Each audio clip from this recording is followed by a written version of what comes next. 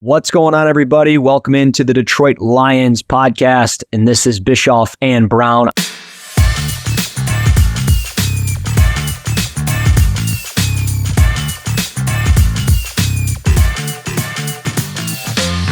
I'm Russ Brown. With me, as always, Scott Bischoff. Scott, it's been, 2 weeks since we've done one of these, but you've been holding down the fort. How are you, my friend? I'm doing good. I did everything I could for us. It was a fun week. Going into that, it felt like a game that they really should win. Mm-hmm. But the Carolina game from 2 years ago felt the same way. So, right. That was to me, that's a stepping stone game for the Lions. And I know everybody's talked about it, so we're not going to spend too much time looking back. But I will say that just from my perspective, looking at the way how they handled their business, both offensively and defensively, as easy as they made it look, was a little bit uncomfortable. And what I mean by stepping stone is that you had no Amon-Ra St. Brown, who we all think is Jared Goff's security blanket. No Jahmyr Gibbs, no Brian Branch. The offensive line isn't perfect right now with what they've got going on. They're dealing with some injuries there. So you had some issues where those in the past, the Lions might have, fell in the hole, so to speak, with the issues that they just couldn't overcome. This was not that game. And it was like, just a demolition of Carolina from start to finish. I know Carolina put up points in garbage time, but the Lions defense looked great. They did a lot of keeping everything in front of them, which is what you would do for teams who can't really get over the top of you. But what did you think? I mean, it was just such a destruction, and it was so pleasing as to how easy it was in just about every way. And that's the step. It wasn't. They're not in a perfect scenario for their team. They don't have everybody, and you still just rolled an NFL team like that. I mean, who are we? What's happening? I know. I feel like I'm living in another universe, another world, because you talk with people in the city, family, friends, people at the grocery store, whatever, and it's just like, this team is completely different from anything that I've ever seen in my lifetime, for sure, and certainly definitely part of your lifetime. And it's like, I don't know how to feel about it, because we went through a black hole and we're in an alternate world, like you just said. Yeah, it was a complete demolition, like you mentioned. That's a great way to summarize it. They demolished Carolina, and Bryce Young. I mean, watching the game beforehand, watching what Carolina was, I knew Adam Thielen was going to be heavily featured in the offense. He's their best receiver. It was their offense is a lot of quick screens, a lot of try to run after the catch stuff, and you can't really do that with Adam Thielen and DJ Chark. No. Thielen on dig routes and crossers and little checkdowns. Okay, cool, but you need a speedster, you need a Devontae Smith, you need kind of a gadget player in that offense, and they don't have that player right now. They thought maybe it was going to be Jonathan Mingo. He's not really that guy yet. So I don't know. I was very intrigued with the way the defensive line continues to just dominate up front and stopping the run. I mean, that is so intriguing to me of how bad they were last year at parts. And then all of a sudden the switch just came on. And I don't know who ignited it. I don't know who turned the switch on, ignited the fire, but it's so fun to watch. And I look at, and I try not to look ahead. I try not to do that, because I know how coaching is. I know how the game goes. We know that. I go 1 week at a time, one game at a time. But I was talking to Dan. It's hard though. It's so hard not to think, this should be a 6-2, 7-1 team kind of at the halfway mark. Mm-hmm. And then looking forward, you should be clinching a playoff berth potentially in early December. And it's like, stop thinking like that. Yeah. But no. Yeah, no, and I will say they just they're sorry. I'm sorry. No, you're good. And I will say, and again, a lot of kudos to the defense because they're playing well. But this offense looks as well balanced as any offense in football right now. It looks like this team could go point for point with San Francisco and Philadelphia and Miami. And I'm not trying to get ahead of myself. I think that those are the three teams that are kind of at their own tier. But it just feels like the way Detroit's playing right now, they could creep into that tier. And we haven't even seen this team fully healthy yet this year. They just got J-Mo back. They've been without St. Brown and Gibbs. You mentioned banged up on the offensive line. It's like, well, when they have everybody, how good can this offense be? You know what I mean? So yeah, for sure. And then, going forward too, it's like, if you think about just play style, like Miami's they're as fun to watch as any team in the NFL. I love their coach, all that stuff. But I don't know when it comes to December and January, how comfortable that team's going to be. Right. So home field is going to be crucial for them. I can't imagine that going on the road to Kansas City is going to be a comfortable thing for them. But then look at like the Lions setup and the way they play on offense. And yeah, being in the cold, we're good. I think Philly probably feels the same way, but they're getting older. Mm-hmm. San Francisco wants to run the ball too, but I just the Lions are in a great position. This is a big week coming up. Mm-hmm. So how are you feeling? What do you think? What are your vibes on this particular game?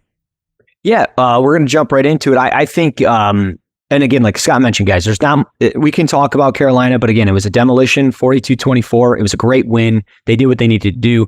We want to preview Tampa Bay here. That's the emphasis of today's show.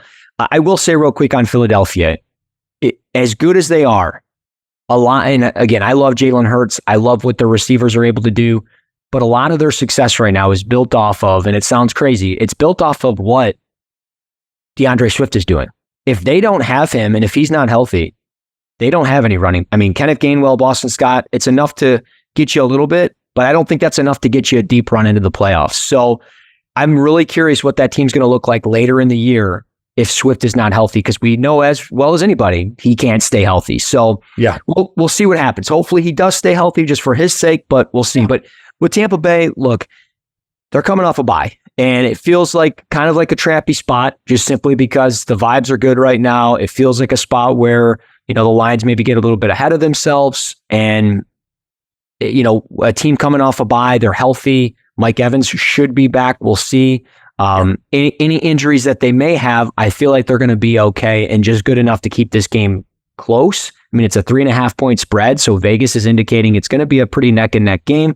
I think the big thing with me with when I watch Tampa Bay is just, kind of similar to Detroit in a sense. They like to use pre-snap motion. They don't use it as much as Detroit. Actually, with no motion, they run it like 56 or 57% of the time, but they run a lot under center, which is what Detroit does. I mean, nobody runs under center more than Detroit. So they're going to try to get the play action. They run play action more than anybody, 37% of the time, according to Sports Info and Solutions. So I think you're going to see a lot of play action. They're going to try to develop the run game with White. But as we know, our run game is dominant at the way it's going. I mean, they're on a, that's something we got to talk about. The run game is at a historic level right now. Like, it's better than the 85 Bears. It's amazing because, like, last year through, say, 6 weeks or so, the Lions were the worst run defense, and it wasn't close in the NFL. And then they tightened the ship against running backs, but still running quarterbacks continued to hurt them, just like they hurt everybody, right? But seemed like that was a bigger problem for the Lions. But yeah, through 5 games, they're dominant. Their run defense is great. I think there's an element of better defensive line play, and clearly, Derek Brooks. Clearly, Lions linebackers have taken a step, right? So, so you see, Anzalone's playing at a pretty high level right now, right? Yeah. And Derek Barnes, who I almost called Derek Brooks, which is really weird. That's because we're talking about Tampa Bay. I mean, I know, but I suppose that's a glimpse into the broken brain over here. But Barnes has really stepped his game up, and Campbell's kind of like right there in the waiting. It's a bummer for Malcolm Rodriguez, and as much as I don't want this to happen, I could see Rodriguez getting moved just as a bit of a, you're buried on a depth chart. It's important. Special teams is super important. And I think that's his role as a special teams player. Mm-hmm. But from a run defense standpoint, the Lions do a good job of tackling. It seems like they're super disciplined in the way they're playing up front. And, Tampa's O-line's okay. And I think Rachaad White's a fine, he's a fine running back. Mm-hmm. But I worry about the wide receiver matchups on the outside. So the Mike Evans stuff. And, maybe the Lions get lucky and I think he hurt his hamstring. Yeah. Is it his hamstring? Yep. Like a week and a half ago or so. And he's supposed to run. He's supposed to give it a real hard test Friday. So we'll see, how that shakes out. But this is going to be an interesting game. And this, I'm kind of curious where you are with this. So the Lions have had their way offensively through 5 games, but they haven't really faced a defensive line that's going to give them fits like I think Tampa's will. So you're not moving Vita Vea. You're just not moving that dude. Mm-hmm. And then you have second level guys like Devin White. He's going to run stuff down. Mm-hmm. So this to me, as much as the Lions are going to want to run the ball, I think this is where a player like Gibbs has a chance to be potentially a difference making. He can make some difference making plays in a non-traditional way. I'm not sure that they're gonna be able to line up and just play smash mouth football against what Tampa's defensive line and linebackers do. And it traditionally just be, if they do, I'm going to be super impressed by it. And I hope they can. Yeah. But I'm not sure that's going to be available to them the way it has been. So I could see Gibbs getting used in some funky ways to get him into space. And I could see him making some plays where everybody goes, oh, okay. So this is the complementary stuff that we talked about. Right. Like that the Lions talked about when they drafted him. But I guess my concern is that it's not going to be just so easy as, hey, let's just line up and go. Right. You watch film. You know what you're looking at. And it's like, that there are times when a team can just line up and run power, and it's just going to line up and match up and everything's going to be okay. And it's going to be an easy day, right? This is not one of those weeks. I don't think it's going to be super easy on offense. And so then it's like, how does Jared Goff play? He's going to get some pressure. They have guys who can pressure the quarterback. I'm just, this is going to be a super interesting game. But again, it's still a game where, from a global standpoint, the Lions should win this game, which is, they really should. Well, and the benefit is if you go down and you win 20-17 on the road in Tampa Bay, that's it's a win. If you get out healthy, good. If some of your rookies play well, good. And you move on to Baltimore. And that's the key. And I think that's what it's all about. But you mentioned an interesting point about Gibbs and not being able to run on Vita Vea. And I agree. And I think the key for Detroit's offense is just, and I have an article dropping probably, we're recording this on a Wednesday.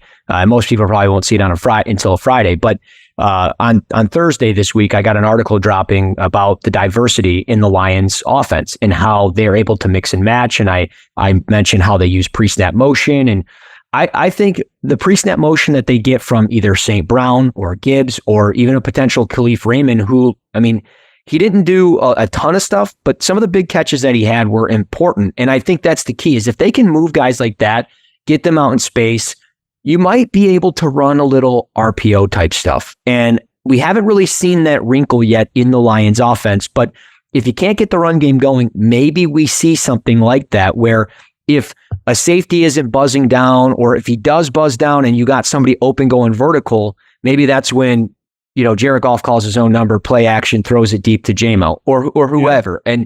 Or maybe you get to Raymond in the flats and he can run after the catch. And that's almost like what Purdue football was last year with Aiden O'Connell. They couldn't run the football and their run game was a check down, Yeah. So yeah. I think there's variety, and I think that's the benefit of Detroit, is just how diverse the play calling is and how good it is. that even if they struggle a little bit with moving a Vita Vea or getting Devin White and washing him out, I think they're going to be okay. And I think it's going to be just enough to get the win. But it's interesting. It's an interesting matchup. It feels a little trappy. And if Detroit has at all, any hiccups at all offensively, I could see Baker Mayfield with those receivers somehow figuring out a way. But the benefit for Detroit is just Cam Sutton has been really good. And if you can get Brian Branch back this week, that's a huge plus to stopping those passes, especially over the middle of the field and those types of things. Jerry Jacobs is going to give up passes. He does. It's fine. Corners do. That's why he's your number 2. Yeah. But he's got a knack for being around the football, and you got to give credit where it's due. If he draws Mike Evans or even Chris Godwin, there's hope that maybe Baker Mayfield just makes 1 or 2 bad throws and Jacobs is in the right spot.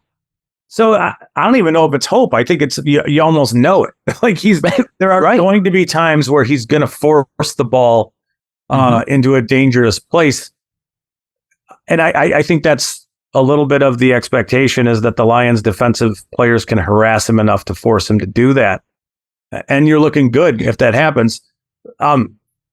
It's interesting because Tampa runs a 3-4, and it's just such a different look than what they've been seeing. Yeah. A lot of 5-man pressures. Yeah. But like in the running game, maybe you play a lot. Maybe you're even like 13 personnel kind of where you're looking for extra double teams, doing some push stuff or, some pinning arc stuff with your tight ends where, you can create an extra gap. And maybe that's where you run to. This is where, like, I think the football nerdiness of just playing matchup on offense. This one in particular is super interesting to see what Ben Johnson and company do to give them an opportunity to run the ball and stay in, in the offense that Jared Goff likes to be in. So, this will be a really interesting, matchup from that standpoint. And back to defense, well, like you're saying, Jacobs is going to give up yards. He's going to give up catches. It happens. It's just, he does find himself around the ball all the time. Branch has done that in the games that he's played so far. I mean, it was, I think everybody needs to just think about this for a second. Think about all of us holding our breath 2 weeks ago, thinking he tore his Achilles and how devastating that was going to be for the Lions defense. Yeah. And then you think, dude's a second rounder and this is his 4th game. Like, it's incredible. And he's that important to what they do because he's a super smart guy who just like with Jacobs, he's going to find himself all around the ball. And, he can make plays in this game. Yeah. So there's no reason to be afraid of this matchup. It's just, from a football standpoint, this matchup is super interesting, and it's not a test in any way, but it's one of those games where, coming out of this one, if you win this game, feels like a huge, huge deal. Yeah, and it almost feels right, and it feels like a sigh of relief, right? Like it's just a kind of a nerve-wracking game, but just some of the numbers. I mean, the Lions have seen, zone running teams 76% of the time, according to SIS. That's 4th most in the NFL defensively. And the team that runs the 3rd most zone 80% of the time is the Tampa Bay Buccaneers. So what the Lions have seen this year has been a ton of zone. I don't think they have to make a ton of adjustments defensively. They send, the most 4-man pressures out of anybody in the league, 83% of the time, or second most of any team in the league. So they're going to send 4. They're going to drop 7. The key, I think, defensively is the linebackers just have to get a little bit of depth. So the defensive backs can get a little bit of depth. Let everything play underneath you. Let stuff hit the flats and trust that guys are going to come up and get there. And I think that's the key. If they're getting 2 to 3 yards on little flat passes and stuff like that, cool. You force an incompletion on 3rd down. It's 4th and 6. You get off the field. And I think that's exactly what they did last week to Thielen. It's just like, hey, if you want to catch that 3-yard out, cool. Yeah, and I think it's the same mindset here. You treat it the same way, and then you hope that your offense can click on a couple of drives because Tampa does, like you mentioned, have a good defense. You're not going to move guys like Vita Vea out of the middle of the field, but fortunately he's in the middle of the field and you can run away from it. So, I do wonder, are we going to see more shotgun stuff? Are we going to see, maybe a little bit more pistol stuff, stuff that they might not normally do, but that gives Goff time to get a little bit more depth in his dropbacks and those types of things, because I think that's the key. Well, it allows the ball to come out quicker, for sure. Right. And that would be a very important thing if you're facing pressure. Yeah. And they can, they can bring pressure. Vea's going to get some push. He is, whether you double him or not, elbows doesn't matter. He's going to reset the line of scrimmage, but it's more, that's a really good point. I didn't think about that. The idea of being in shotgun or out of pistol to keep them in tempo and time and ahead of the sticks, opening up bigger parts of the playbook than, hey, 3rd and 9's not great. Well, and a really interesting point. I that's a great point. Well, and the Lions. Well done.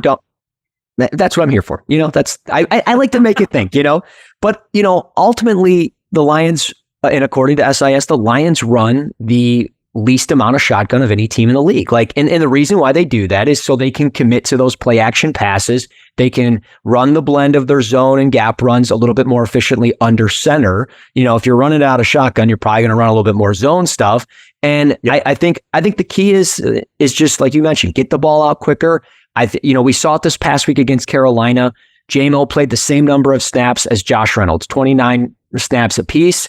I think we're going to see a lot of quick screens there, and I think that's going to open up stuff towards the middle of the field because you're going to have St. Brown in the slot here, JMO in the slot here. He's going to step back. Defenders are going to pull this way to the screen, and St. Brown's going to be open. You run that out of gun. You should have hopefully somebody open in the middle of the field. I'm just so intrigued with the creativity from Ben Johnson, and I think that's going to be the difference maker is his creativity. I think JMO has a big week. I'm curious on the health of Jahmyr Gibbs, the hamstring. Is he going to be a full go? And ultimately on the defensive side of the football, I know we mentioned Branch, but it feels, just off the comments of Dan Campbell earlier this week, it feels like we're inching closer to a breakout game from Jack Campbell. And this might be the spot. This week or next week seems like a spot where Jack Campbell gets maybe the first career pick or the first career pick 6. And again, in a tight game like this, it could be the difference maker. I don't know. I'm just, spitballing off of just my gut feel of some of the rookies and young players that we have. Yeah, it's JMO is certainly he needs to have a big game or a couple of splash plays just to get everybody kind of settled in. I would ask people to watch him, specifically the David Montgomery long touchdown run. That block was beautiful. Right. And it's like, okay, you had a drop. You didn't sulk. You didn't hang your head. It's a really nice block. You did a really good job of springing him. And then you tracked him down to celebrate with him. Like, this is not a guy who saw a linebacker stepping into him and dropped a pass and then went to the sidelines and had a terrible day. Because he did some other things too, where, hey, that's a really nice job. Now, you didn't draft him in the first round because he's a good blocker. That's not why. But you also didn't have Amon-Ra last week. So I don't think you had a full complement of targets and touches for Jameson Williams that you might see this week. Mm-hmm. And he's just so fast. He could be, they could design some things up for him. And then for me, it's always been like, I want to see him run drags and crossers, mm-hmm. deep crossers where, they do some clearing out and then have him running, maybe from the far hash all the way across the field. Nobody's going to stay with him in that scenario. He's just going to be running away from everybody. So it's just a matter of, can he and Goff get in sync? That's a matchup that I'm really going to be looking forward to seeing. And then it's Laporta, who's like, their offense is ridiculous. Yes. Laporta's a defense altering player. Yeah. You almost have to commit resources to him, which you don't always have to do with tight ends. But if you're bracketing him a touch or a linebacker and a safety are on him, I feel like that's a mismatch. Right. And I feel like it's a mismatch whoever's got Amon-Ra. And you know that there's a mismatch with Jameson Williams. It's all good stuff for where Goff is. The Lions, it's really interesting looking at what they're missing and how they're they threw up 42 points on an NFL defense, missing some critical pieces. They did. Yeah. And, Burns had 1 sack, but outside of that, I don't remember Goff being pressured all that much. No. They kept him clean. That's going to be a big deal. Keeping him comfortable and feeling it is really going to be a huge deal on Sunday. Yeah, and I want to piggyback on the JMO stuff. You mentioned getting them on deep crossers and those types of things, and I know we're kind of up against it with time, but I just will say, in that game against Carolina, he did have the drop, and it might have been a business decision because he might have got wrecked on that pass. Oh, yeah. But at the same time, on the 4th down in the second quarter, Goff is going through his progressions, and rather than staying true, and he's got a wall of an offensive line to his left, he's got all day. And in the middle of the field, wide open, on a deep crosser, if he leads it, is a wide open JMO. And instead, on the 4th and 3, he checks it down to the running back who almost gets killed. And it's like, Goff, I think, understands that. And that's why he made the comments earlier this week. Like, he's not going to shy away from JMO because of the drop. He's doing the work. He's putting in the work. And you see it. You saw it in this game with the block, being open on other routes, being a team player. You mentioned he didn't go to the bench, pouting and get me the ball. He made it about the team. And I think that's where us Lions fans have to start picking him up. Like, I get it. There's pressure. It's high. He's a high draft pick. We traded up to get him. He's done some dumb things, but he can rewrite his novel here, his story, and make it better. So I'm excited to see what he can do. And I think he's the difference maker this week. I think if there's anybody that can help alleviate the pressure that Goff might see up front, is the speedster, whether it's up the seam, over the middle of the field. I'm all for it. The last thing I have on that, there is no doubting or questioning his desire and love for the game. Period. If you watch Alabama and you see him on kick teams and punt coverage, he's a monster, right? You don't do that stuff. That's not one of those things where you just say, I'm kind of bored by this and I don't really love this game. I guess I'll just go out and punt coverage and dominate. Yeah, that's not how it works. Right. And then you see him as a slider guy blocking the way he does. There's no questioning that. So I think we all just need to chill a little bit with him and just let him emerge. And he will. And when he does, it's going to be something special because he is one of the fastest players in the NFL. Yeah. And if they get him going with the combination of what they already have, I don't even want to talk about what's going on in my brain. Yeah. No, upside wise. Yeah, no, and I think we've talked about it, and I'm excited about it. Lions fans should be excited about it. They have the second easiest schedule left in the NFL outside of the Green Bay Packers. But again, 1 week at a time on this podcast because we cannot jump ahead, and we're no longer doing predictions on this podcast. Seattle burnt us. We're not doing that here. Done. Exactly. But you guys can drop comments below. Give us your score predictions. Give us a follow on Twitter at Bischoff_Scott, at Russ NFL Draft. You guys, of course, can rate, review, and subscribe to the show. Scott, my man, it's always great talking Lions football for you. You got anything else for me? Nothing? No, we're good. We're good. We'll let's see how it plays out. We'll be back next week with a look ahead at another important game against Baltimore. But this one's gonna be good. Yeah. No, we'll be right here next week, guys. As always. That's Scott Bischoff. I'm Russ Brown. This is Bischoff and Brown on the Detroit Lions podcast. We'll talk to you guys next week.